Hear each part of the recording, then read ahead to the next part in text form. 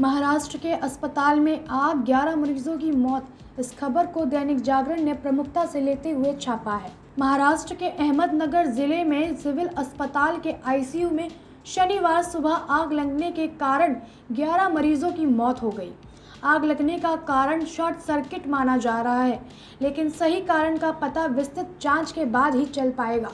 महाराष्ट्र के कोरोना अस्पताल में इसके पहले भी आग लगने के कई घटनाएं सामने आ चुकी हैं। सिविल अस्पताल के कोरोना आईसीयू वार्ड में शनिवार सुबह करीब 10:30 बजे आग लगी तो वहां कुल 17 मरीज भर्ती थे। बताया जा रहा है कि शॉर्ट सर्किट से लगी आग के बाद सिर्फ 7 मरीजों को वार्ड से बाहर लाया जा सका। 10 मरीजों की आईसीयू में ही मौत हो चुकी थी। एक मरीज ने बाद में इलाज के दौरान अपना दम तोड़ दिया। अहमदनगर के जिला अधिकारी राजेंद्र भोसले के अनुसार आग लगने के बाद आईसीयू में सुरक्षित बाहर निकले गए कोरोना मरीजों को एक अन्य अस्पताल में इलाज के लिए भेजा गया है। उनके अनुसार अस्पताल का फायर ऑडिट किया गया था। आग लगने की प्रारंभिक वजह शॉर्ट सर्किट मानी जा रही है। बता दें कि महाराष्ट्र के कोरोना अस्पताल में आग लगने की यह पहली घटना नहीं है। पिछले वर्ष से अब तक करीब आधा दर्जन घटना अस्पताल में आग लगने की चपेट में आ चुके हैं। हाल ही में हुआ हादसा आईसीयू का निर्माण। राज्य के वरिष्ठ मंत्री एवं रांकवा प्रवक्ता नवाब मलिक ने इस घटना पर शोक जताते हुए कहा है कि अस्पताल के आईसीयू का निर्माण हाल ही में कोरोना मरीजों के इलाज के लिए किया गया था। सिख श्रद्धालुओं संग जाने वाले हिंदुओं को पाक नहीं दे रहा है वीज़ा। इस खबर को दैनिक जागरण ने प्रमुखता से लेते हुए अपने अखबार में छापा है। पाकिस्तान में विभिन्न धार्मिक पर्वों में हिस्सा लेने के लिए भारत से सिख श्रद्धालुओं के जातों के साथ जाने की इच्छा रखने वाले हिंदू श्रद्धालुओं को पाकिस्तान सरकार पिछले 5 साल से वीज़ा नहीं दे रही है। पाकिस्तान जाने वाले जत्थों को लेकर मांगी जाने वाली सूची में अगर हिंदुओं के नाम शामिल हो तो उनका नाम वीज़ा सूची से हटा दिया जाता है। इस बार भी गुरु नानक देव जी के प्रकाश पर्व पर पाकिस्तान जाने वाले श्रद्धालुओं के वीज़ा को लेकर 13 या 14 नवंबर तक स्थिति स्पष्ट हो जाएगी कि कितने श्रद्धालुओं को वीज़ा मिलेगा। भारत से 17 नवंबर को श्रद्धालु पाकिस्तान के गुरुधाम के दर्शन करने जाएंगे। देश के विभाजन के बाद नेहरू अली समझौता हुआ था।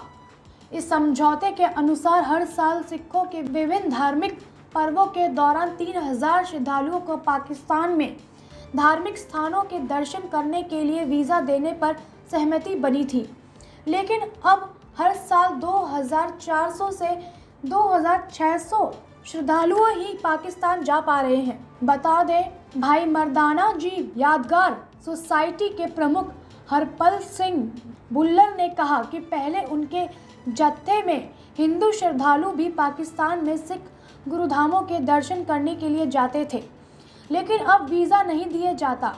इस बार उनके संगठन के 410 श्रद्धालुओं को सूची में 16 हिंदू श्रद्धालु हैं, लेकिन संभावना कम है कि पाकिस्तान हिंदू श्रद्धालुओं को वीज़ा दे। वहीं खालड़ा मिशन ऑर्गेनाइजेशन के प्रमुख बलविंदर सिंह ने कहा कि पाकिस्तान हिंदू श्रद्धालुओं के नाम सूची से काट देता है। हमने 667 श्रद्धालुओं के लिए वीज़ा अप्लाई किया है। इनमें 4 हिंदू श्रद्धालु हैं। उन्हें वीज़ा मिलने की संभावना कम ही है। दिल्ली से गई एसआईटी ने शुरू की आर्यन मामले की जांच। इस खबर को दैनिक जागरण ने प्रमुखता से लेते हुए अपने अखबार में छापा है। नैर्कोटिक्स कंट्रोल ब्यूरो की विशेष जांच टीम ने शनिवार को मुंबई पहुंचकर आर्यन खान से जुड़े क्रूज ड्रग्स मामले समेत आधा दर्जन मामलों की जांच शुरू कर दी है। इन मामलों की जांच शुक्रवार को ही एनसीबी के जोनल डायरेक्टर समीर वानखेड़े से वापस ली गई थी। विभागीय सूत्रों ने बताया कि दिल्ली से आई इस विशेष टीम ने दोपहर बाद एनसीबी के जोनल ऑफिस जाकर इस मामलों के बारे में विस्तार से जानकारी ली। जांच टीम का नेतृत्व एनसीबी मुख्यालय में उप महानिदेशक और वरिष्ठ आईपीएस अधिकारी संजय सिंह कर रहे हैं। उन्होंने बताया कि हमने कुछ मामलों के हाथ में लेकर उनकी जांच शुरू कर दी है। यह पूछे जाने पर कि वह क्या इन मामलों की नए सिरे से जांच करेंगे। इस पर उन्होंने कहा कि मैं पहले इन मामलों का केस रिकॉर्ड देखूंगा, उसके बाद तय करूंगा। फिलहाल इन मामलों में आगे की जांच जारी रहेगी। उल्लेखनीय है कि एनसीबी ने शुक्रवार को कहा था कि विशेष जांच टीम राष्ट्रीय और अंतर्राष्ट्रीय स्तर पर फैले 6 मामलों की गहराई से जांच करेंगी। यह टीम इन मामलों में आगे पीछे की सभी कड़ियों की पड़ताल करेगी। अब तक इन मामलों की जांच से जुड़े समीर वानखेड़े ने शुक्रवार को कहा था कि वह अब इन मामलों की जांच में शामिल नहीं रहेंगे, लेकिन जोनल डायरेक्टर की हैसियत से वे इनकी निगरानी करेंगे। मुंबई कार्यालय में उनकी भूमिका यथावत रहेगी। अपनी बजट से श्रद्धालु कर सकेंगे प्रभु श्री राम के दर्शन। इस खबर को दैनिक जागरण ने प्रमुखता से लेते हुए अपने अखबार में छापा है। देश में धार्मिक पर्यटन को गति मिलने वाली है, क्योंकि अब आम जनता भी अपने बजट में तीर्थ यात्रा स्पेशल ट्रेन में धार्मिक स्थलों का भ्रमण कर सकेंगे।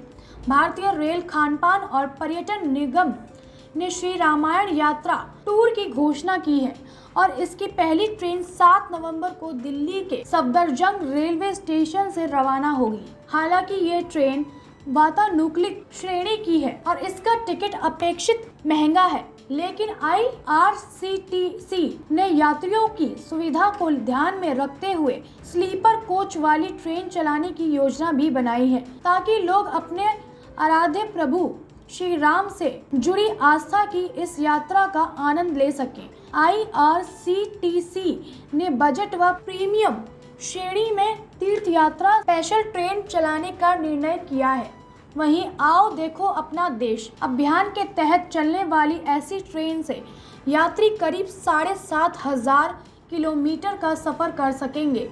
कोरोना रोधी टीके की दोनों खुराक लेने वालों को ही इसमें सफर की अनुमति मिलेगी। मध्यम वर्ग के यात्रियों के लिए राजस्थान के श्री गंगानगर से 25 नवंबर को रामायण यात्रा के लिए स्लीपर और थर्ड AC कोच वाली ट्रेन चलेंगी।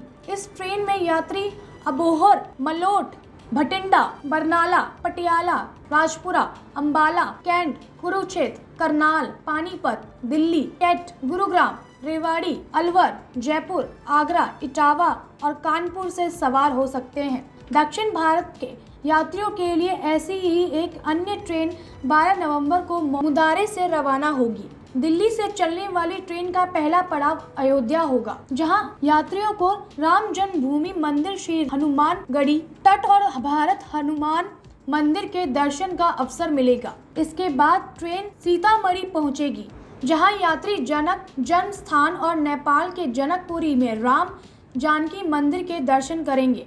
सीतामढ़ी के बाद ट्रेन काशी जाएगी। काशी विश्वनाथ मंदिर, संकट मोचन, तुलसी मानस मंदिर के दर्शन के बाद यात्रियों को सड़क मार्ग से सीता समाहित स्थल प्रयाग, शिलांगवर व चित्रकूट ले जाया जाएगा। सिद्धू को चन्नी का जवाब, गरीब परिवार से हूं पर कमजोर नहीं। इस खबर को दैनिक जागरण ने प्रमुखता से लेते हुए अपने अखबार में छापा है। बेअदबी व नशे के मुद्दे पर पंजाब कांग्रेस अध्यक्ष नवजोत सिंह सिद्धू के हमले के एक दिन बाद अपने पहले सार्वजनिक कार्यक्रम में पंजाब के मुख्यमंत्री चरणजीत सिंह चन्नी ने सिद्धू को करारा जवाब दिया। चन्नी ने कहा, मैं गरीब परिवार से हूं, लेकिन कमज़ोर नहीं हूं। जो भी मसले हैं उनका मजबूती के साथ हल करके रहूंगा। लोग कहेंगे घर घर विच चली गल, चन्नी करदा मसले हल। मुख्यमंत्री शनिवार को अपने क्षेत्र श्री चमकौर साहिब के कस्बा बेला में सतलुज नदी पर 115 करोड़ रुपए की लागत से बने वाले पुल का शिलान्यास करने पहुंचे थे। उन्होंने कहा, बेअदबी मामले में SIT की जांच तेजी से सही दिशा में बढ़ रही है। हमारी कानूनी टीम डेरा प्रमुख गुरमीत राम रहीम से पूछताछ की अनुमति लेने में सफल रही। उन्होंने कहा, 5-6 वर्ष में नशे के मुद्दे को अनदेखा किया गया। परमात्मा ने चाहा तो नशे के खेल में शामिल लोगों की फाइल 18 नवंबर को खुल जाएगी। ड्रग माफिया की रिपोर्ट खुलने से कई बड़ी मछलियां पकड़ी जाएंगी। मैं ना सोऊंगा और ना उन्हें सोने दूंगा। जिन्होंने पंजाब की जवानी नशे में बर्बाद कर दी है। ऐसे लोगों को सही हिसाब देना पड़ेगा, उन्हें भागने नहीं दिया जाएगा। खालिस्तान समर्थक संगठन एसएसजे पर कसेगा शिकंजा। इस खबर को दैनिक जागरण ने प्रमुखता से लेते हुए अपने अखबार में छापा है। खालिस्तान समर्थक संगठन सिख फरार जस्टिस के खिलाफ दर्ज मामलों में कनाडाई प्रशासन की मदद के लिए राष्ट्रीय जांच एजेंसी की टीम कनाडा पहुंची हुई है। यह टीम स्थानीय एजेंसियों के संपर्क में है और संगठन को होने वाली फाइंडिंग के बारे में जानकारी जुटाने की कोशिश करेगी। दोनों देशों के बीच पारस्परिक विधानिक सहायता संधि के तहत एनआईए की टीम सूचनाओं के तेज आदान प्रदान पर काम कर रही है। उल्लेखनीय है कि एसएफजे के खिलाफ दर्ज मामलों के सिलसिले में एनआईए का यह पहला कनाडा दौरा है। यह संगठन पंजाब को भारत से अलग कर अलग देश बनाने की मुहिम चला रही है। एनआईए सूत्रों ने बताया कि पिछले साल एसएफजे के खिलाफ दर्ज एक मामले में अभिनेता, गायक, पत्रकार और किसानों समेत करीब 4 दर्जन लोगों की समन जारी किए गए थे। एनआईए ने पिछले साल 15 दिसंबर को 120B, 124A, 153A और 153B के तहत मामला दर्ज किया था। ये धाराएं क्रमशः आपराधिक साजिश, राष्ट्रद्रोह, विभिन्न वर्गों में भाषा, धर्म, जाति और क्षेत्र के आधार पर विमान्य पैदा करने और राष्ट्रीय एकता और अखंडता के प्रतिकूल कार्य करने से संबंधित है। संयोग ये है कि यह मामला पिछले साल कृषि कानून विरोधी आंदोलन के करीब 15 दिन बाद दर्ज हुआ था। एनआईए द्वारा दर्ज प्राथमिक के अनुसार सिख फरार जस्टिस, गैर कानूनी गतिविधियों अधिनियम और अन्य खालिस्तानी आतंकवादी संगठनों के तहत एक गैर कानूनी संगठन है।